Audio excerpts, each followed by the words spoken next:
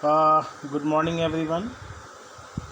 I am Nagesh Bhardwaj, and today I am going to start your very first unit of your syllabus, that is basic concept of chemistry. In this unit, you have to study about and some of the basic concept that you have done in all previous classes in 9th and 10th classes. Not only this one, you have to explain the various other topic also which are not fall in the category of this one, is it clear?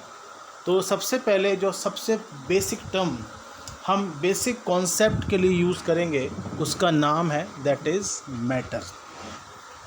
How you can define the term matter? That is everything in our surrounding which having space and having mass and which can be easily felt by our sensory organ, and this thing known as matter.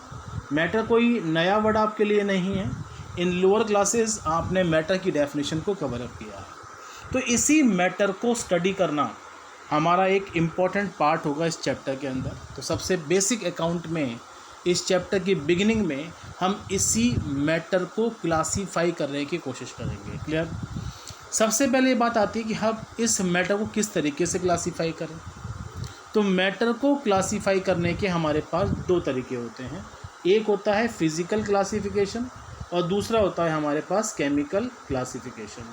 तो सबसे पहले physical properties के base पर, जैसे कि ordinary conditions हो गई, temperature की कंडीशंस हैं, प्रेशर की कंडीशन है, and this matter can be summarised in three main part. एक होता है solid, second is liquid and third one is gas.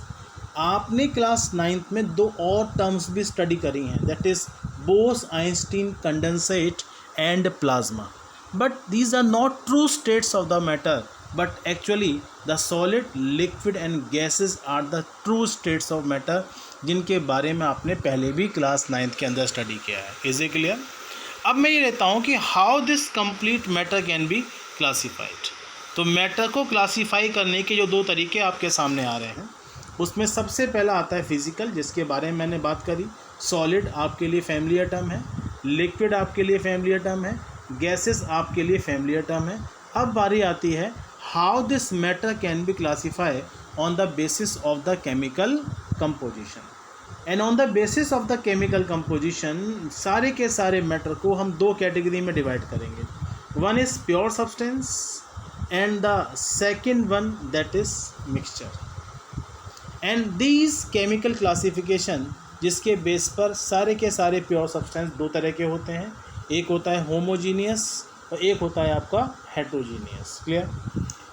अब ये प्योर सब्सटेंस किस कैटेगरी में आएंगे? इनकी दो कैटेगरी हो जाएगी. क्या मतलब है प्योर सब्सटेंसेस का? जो एक जैसे पार्टिकल्स के ही बने हों.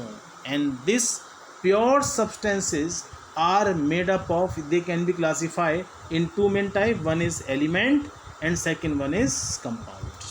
Element means the element word भी आपके लिए सिमिलर है. क्या मतलब है elements का? That is the existence of matter which is made up of only one kind of the defined particles. Compound का क्या मतलब होता है?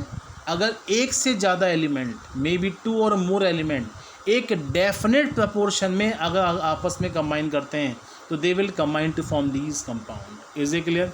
तो कंपाउंड की भी दो कैटेगरी आएंगी.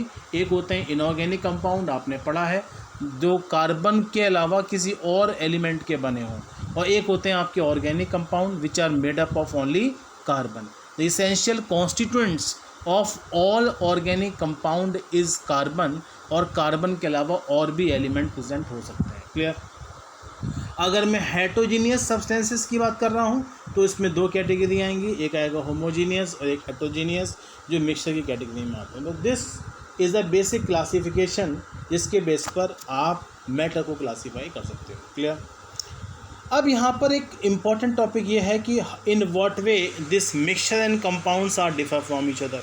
ये दोनों टॉपिक आपने पहले भी किए हैं. मिक्सचर में कॉन्स्टिट्यूएंट्स के कंबाइन करने का रेशो कुछ भी हो सकता है।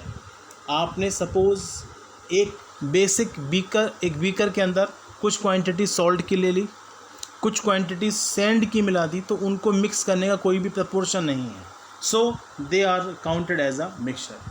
लेकिन अगर मैं कंपाउंड की बात करूँगा तो आपने सपोज़ कार्बन एंड ऑक्सीजन को 1:2 रेशो में मिलाया है, तो आप इससे कंपाउंड की कैटेगरी में रखेंगे। तो in this way this mixture and compounds are basically differ from each other. Clear?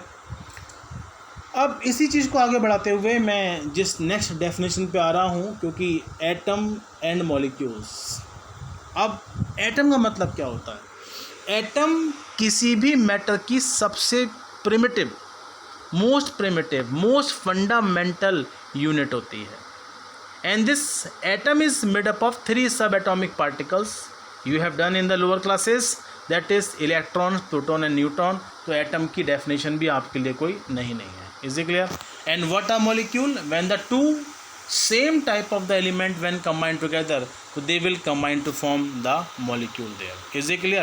तो in this way आपने जो टॉपिक कवर किया है उसमें मैंने एलिमेंट्री पार्ट को यहाँ ब्रीफ में समराइज किया हुआ है, that is matter. In the next video हम जिस टॉपिक के बारे में पढ़ेंगे that is the accuracy and precision as well as the concept of the